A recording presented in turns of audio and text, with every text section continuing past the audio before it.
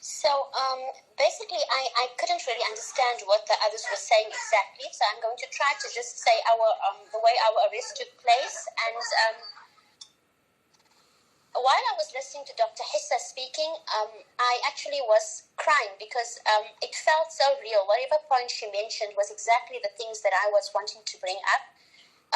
The violent way that the arrest took place in, the way weapons were pointed at, let's say me, at us, particularly I'm talking of me now, the way weapons were pointed at us, the way soldiers came into my apartment.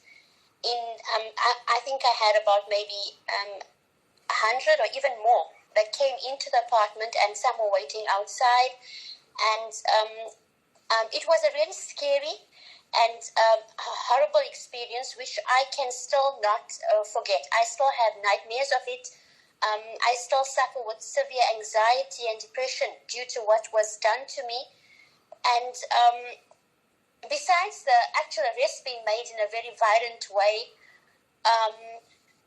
the way she spoke of like the embarrassment, many moments that we remember that really makes us embarrassed and anxious. I remember the day that I was taken into my cell, and I was afraid, and I wanted to know what was happening. So I said, I'm not going into the cell. I was a bit afraid, and they got people to drag me from the investigator's room into my prison cell. They dragged me along the floor, which was like maybe for half an hour, and in front of male soldiers and in front of the male muhaqqiqin, which was very, very, very embarrassing to me. And funny enough, the next morning when I woke up, I had like scars on my body from the like blue and red marks from the way they were pulling me. And they took me to the doctor's room saying that I was trying to commit suicide. And I tried to explain that this was from what was done to me the previous night, but nobody seemed to care or even listen. And when I speak of this, I feel I don't know what's the words to put it into, but I'm really not over it. Alhamdulillah, I can say for my sister Yumna and two brothers, I feel like they were very strong. Alhamdulillah, they've been through many worse experiences than me, but somehow, alhamdulillah, they seem to be stronger. So even as I'm speaking, I tend to like miss out. I go into like a trance, perhaps, remembering the way things were done. Another point that I'd like to bring, talking of human rights, we had officials from human rights coming to see us in the ذهبان prison on 2 occasions. But I must say that this was just a name put to them. It was just a tag on them. Because I remember going out and telling them that they should do something about the water, because the water was so hot that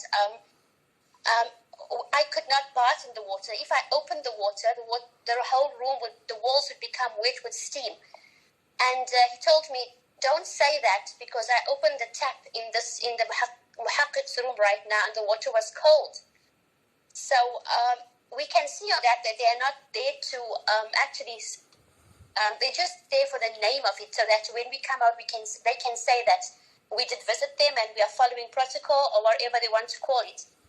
I also mentioned to them about how filthy the rooms were, and they were like insects, and the rooms used to literally stink.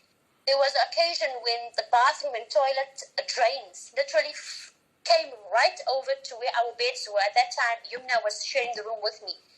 And it stayed that way for Thursday, Friday, Saturday, until Sunday morning.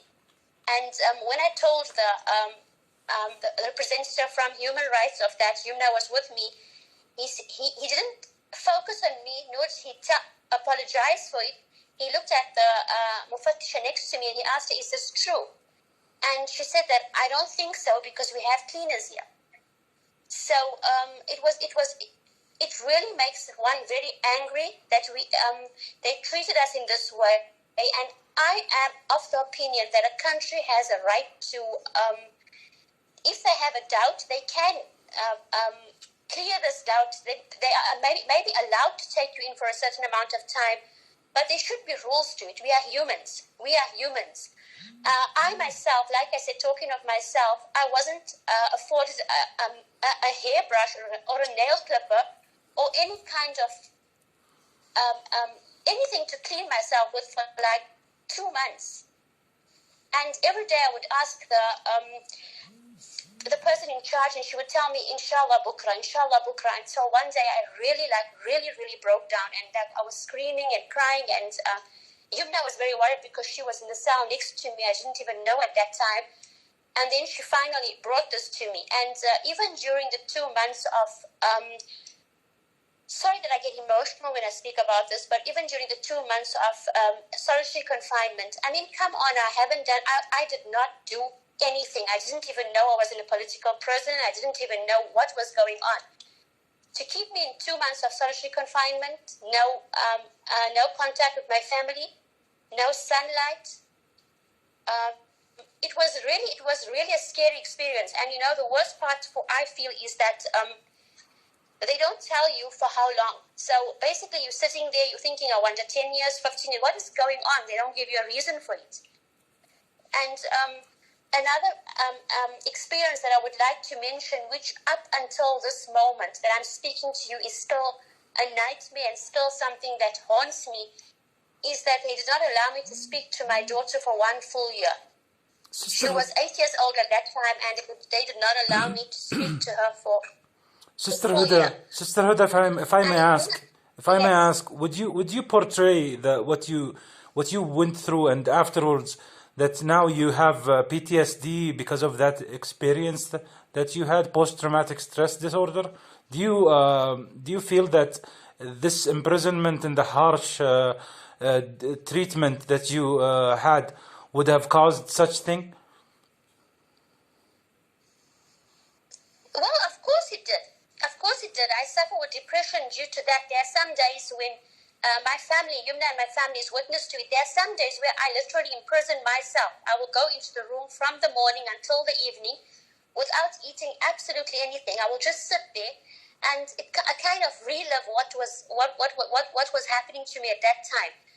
And they are the cause of what I am going through today. And even my daughter, after not talking to her for 1 year, when I did come out, she didn't want to see me. She didn't want to talk to me. She literally hated me. She's now 13 years old, and she literally hits me still. It's a nightmare. It's a total mess. They've made a total mess of my life, and I keep on. I'm one of those people. Is it that she blames you for being absent from her life for that whole year? Well, when I took her to the psychologist, they said to me that she just kind of pushed me out of her life because she didn't know if I would ever come back, and she couldn't bear the thought of me being in a prison. So she kind of pushed me out, and she can't break down those walls to let me in again. So Allah knows best what it is, but this is abuse of human rights. Letting a mother, for 1 year, a mother's not allowed to talk to her 8-year-old daughter.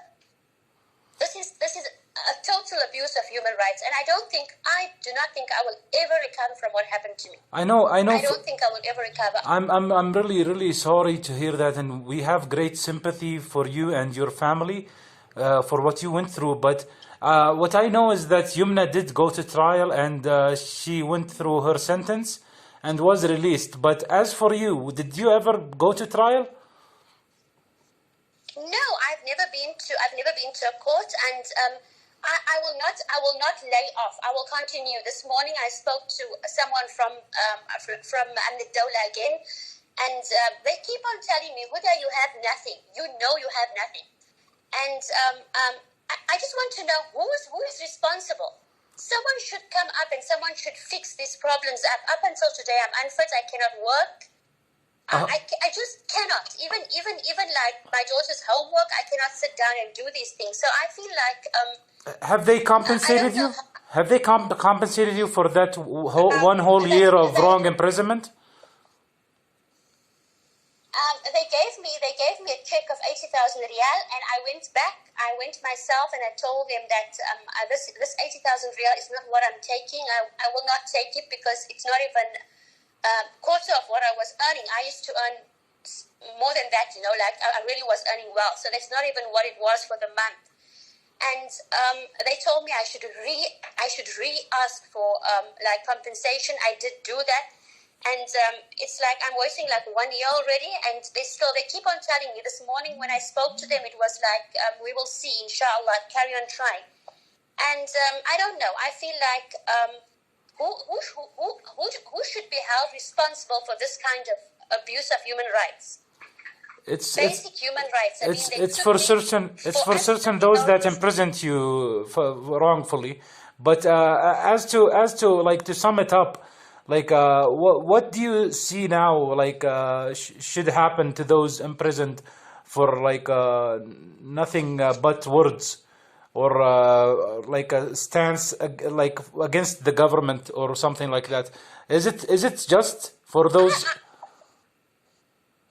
I don't believe it's just, and I don't believe in imprisoning people who don't physically harm anybody. Like, I mean, if they're really causing a threat to someone, I don't believe in this kind of thing. And I am of the opinion that we should be free to say as we want. We should be free to say as we want. Like me, for instance, I'm afraid. I want to say so many things, but I'm afraid. I want to do so many things, but I'm afraid.